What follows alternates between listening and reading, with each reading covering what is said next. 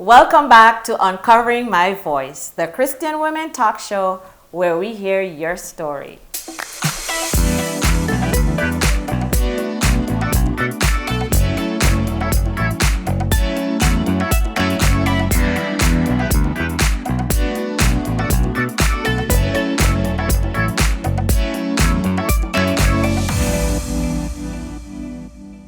You know, in the beginning, when God made man, He made man to be the prime minister, basically, of the earth. And then He made woman, and He said the woman is to be a helpmeet to the man. And so, throughout generations, this has continued to be like the blueprint of the family unit. I'm sure you will agree with me. Almost in any culture, in country, anywhere you go, the man is the head of the household. If you think about it, then, or if you even, for example, ask a man, you know, how much is your daughter's school fee, or how much is the electricity bill in your home? Most times they respond by saying, you have to ask my wife. And so I want to think that if we look really close, we will find that the woman, although she is a helpmeet, she's a driving force. She is the one who creates the dynamic in any family. But then sometimes life happens and the unexpected come on us. And when this happens, when this happens to the woman, I should say, then almost instantly, the family dynamic changes.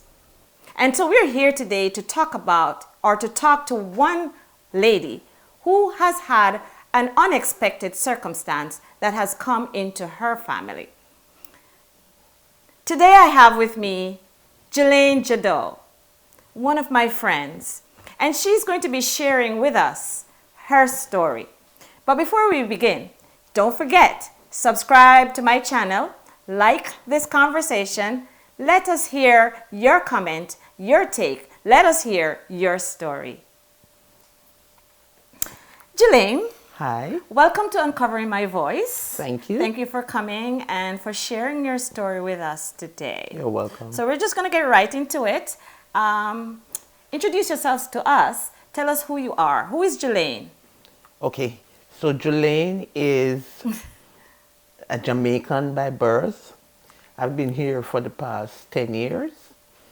And I am also the proud mother of 2 young adults. Okay. So what brought you to Canada? Okay, so what brought me here is when I looked at the children and looked at what they wanted to do, I felt that it was necessary for us to relocate here. Okay. So with that, we made the decision and we came here. All right. So how has it been? How has this change been? Was it a good change? Was there anything that made your life better when you came, or was it a little bit challenging? What's your story? It was a little challenging because this was the first time when I was going to school while being a mother. Okay, so you came to Canada as a student. Yes. Okay. And I went to school full time, and I had to be parenting the children as well, doing my schoolwork, doing their schoolwork. So it was challenging. It was challenging. Yes. But is it still a challenge, or are you in a better place now? I would say I'm in a better place now because the children are university students. So there's that level of independency with them. And having learned the culture and understand how to get around, it's a little easier now. All right. So I'm just gonna go right into it and to say, what was the big change, the unexpected change that came to Julianne? Okay. So it was summer of 2015. It was a Sunday morning. I woke up as usual and I realized I couldn't make a fist. So I said, I'm thinking that it's something I ate over the weekend that might have caused maybe some poisoning or something, but it was not. So The feeling stayed for Sunday, Monday, and Tuesday I went to the doctor. Like all those time you couldn't make a fist? I couldn't make a fist. I had pains in my hands. So when I went to the doctor, he ordered some tests and he told me to come back in 2 days. But before I could get back to him, I was hospitalized. I was at work and I was totally out of it. A very good friend on the job, she decided that she wanted to take me to the doctor. So I said, because I live in Scarborough, let's go to Scarborough General. So when I went there and they did all the tests that they needed to do, we didn't know what was wrong. For about maybe 2 weeks, I was in the hospital, not knowing what was wrong, repeating tests and doing blood works and all that thing, until about 3 weeks into being in the hospital. All this time I'm deteriorating. The doctor called in a specialist, and that was when we realized that it was lupus. So how did you take that news? How did that come over to you? Not very well, because there's nobody in my family with lupus. So I'm saying, how could I have gotten it? And I've always known lupus to be an hereditary condition. Somebody has to have it for you to get it. So initially, I was in denial. I'm saying, no, they are misdiagnosing me and something is wrong. They need to relook at the results, something. But when I did my own research, I realized that the root cause of lupus is stress. And it was stressful at that time in my life, because this was the first time I was going to school and having children. Because back home in Jamaica, I've never had a child when I was going to school. Okay. I finished my qualification and then I got pregnant. Okay. So coming here as a single parent, having 2 children to monitor, myself to go to school, it was a lot of stress. And financial. And financially too. Right. So I could understand how I would contract the lupus having had that level of stress. Okay. Yeah. So this was how long after you came to Canada? This was 4 years. 4 years into being in Canada. Yes. You were like settled and Right. in a job and everything. Right. So how did this now affect your life? Well, first and foremost, lupus, you need to understand something about lupus. It affects either your heart, your kidney, your brain. So in my case, it affected... So guys, I didn't know that. Okay, Yes. so this is good information for us. Yes. In my case, it affected my kidneys. So having affected my kidneys, what that means now, I have to factor dialysis into my schedule. Oh. And So now you're doing dialysis. yes. So with that, I still have to work. I still have the children to manage. So initially, I went on dialysis in the night. Okay. So I would go to the hospital at 10 and I would go home at 4 in the morning. And this is how often? 3 times per week. So when I started, I was very ill. So I would leave the hospital in the mornings ill, and I would go back 2 days after still ill. So the doctor said to me, maybe this is too long for you. So he changed it from 10 o'clock in the night to 4 o'clock in the morning to a new schedule of 4 o'clock in the evening to 10 o'clock in the night. Okay. And that worked beautifully because I was no longer ill. Apparently, overnight was too long for me. Okay. So I always felt ill. So having come on the 4 o'clock to 10 o'clock schedule, it was much easier, much more manageable. I felt better. Yeah. Because overnight I would leave in the morning feeling terrible, feeling ill, always feeling as though I'm literally dying. And you had to drive home. No, I would take the Okay. bus home. You had to take the bus home. Yes, I would take the bus home, and then when I get home by 4:35, I would try to sleep for 2 hours, get up at 7 to start getting ready for work. So it was a lot. It was a lot. So is this still going on now? Are you still? On dialysis? Yes. Yes. But it's more manageable and it's more tolerable. Yeah. Wow. So how did this affect your family? Okay. First and foremost, it affected the children. Because back then they were 10 and 14. So it affected them. Currently, I have what is called a port.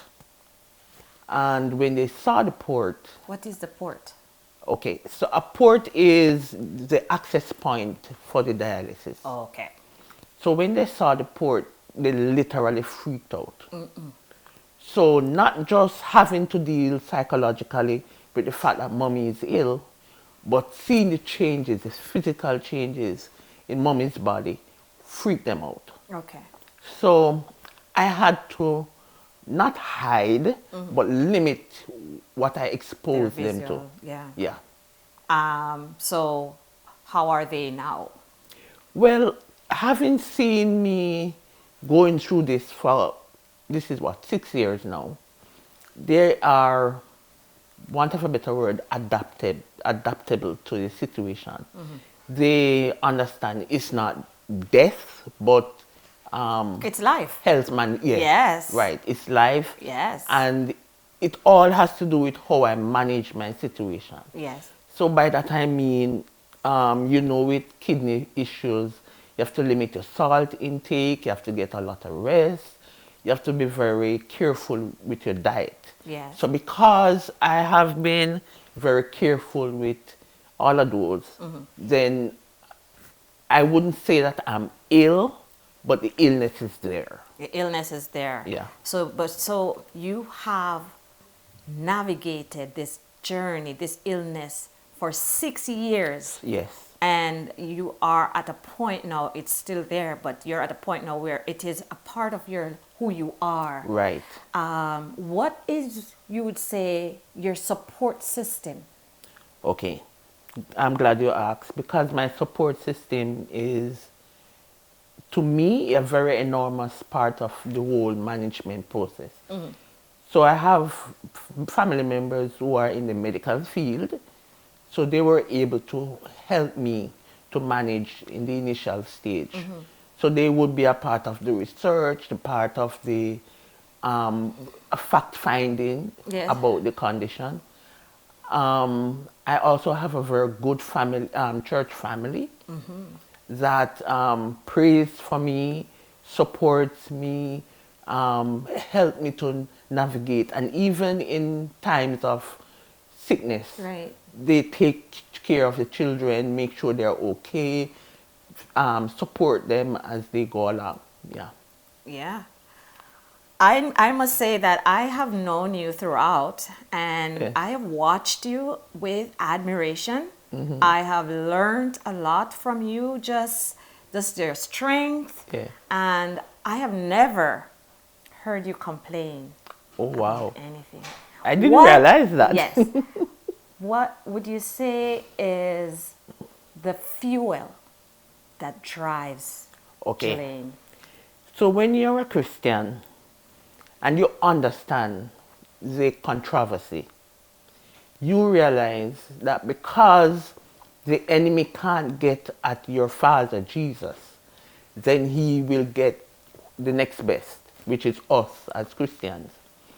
So having understood that and appreciating the point that whatever we endure or go through, or Jesus must have approved it, I normally say to myself, Lord, if you are allowing this, you have the situation under control. So with that knowledge, I tend not to complain, but to say to him, if you don't take care of me, you're going to have to answer to the enemy. All right. So with that feeling and understanding and appreciation of what Christianity is about, then to me, it makes it a little easier for me to endure. So, I mean, this is really an intense story. Yes. I don't know if I were in your situation, if I would be able to be so. You're always energetic, always bubbly. Even when you are in pain, Yes. you are always like bright, energetic. Yes. So, do you have any words of encouragement? Because there might be someone who is, you know, struggling with some trauma, Yes. so to their family or whatever. And your story might just be the inspiration that they need. What will you tell this? What can you tell these people who are looking on? What kind of encouragement can you give them? Okay, so I would say to anyone who is struggling with a condition or an issue that there is solution in that you understand where you are at in your Christianity. Understand that there is a controversy. Really not about you and I. It's really about the enemy wanting to get control. And so for somebody who wants control as desperate as he is, he'll take it anywhere he can get it. So having understood that you belong to Jesus, that he died for you, and that the controversy exists with the enemy, focus on the fact that this is not God doing to you. This is God, this is the enemy doing to you, and the Lord allowing it to work out for your good eventually. Because remember, we don't wrestle with flesh and blood, but with principalities and powers. Amen. So there you have it. Words from the wiser. I almost said Sister Julianne Jaddeo because this is how we're used to addressing each other. Yes. But yes, thank you so much, Jolene, for those wise words. You're welcome. And thank you for coming on to share with us this strength and this power, because a lot of us, we have trials and we don't seem to know how to navigate them. Yeah. So when we have somebody like you to help us to understand that, you know, things do get better. Yes. And even if it doesn't get better, we just have to just have faith. Yes. And you know in whom we believe. Exactly. So there you have it, words from the wiser. Just remember that if you have a story that you'd like to share, we want to hear. Subscribe to my channel, like this conversation, and share it with a friend. And let us hear your story on Uncovering My Voice.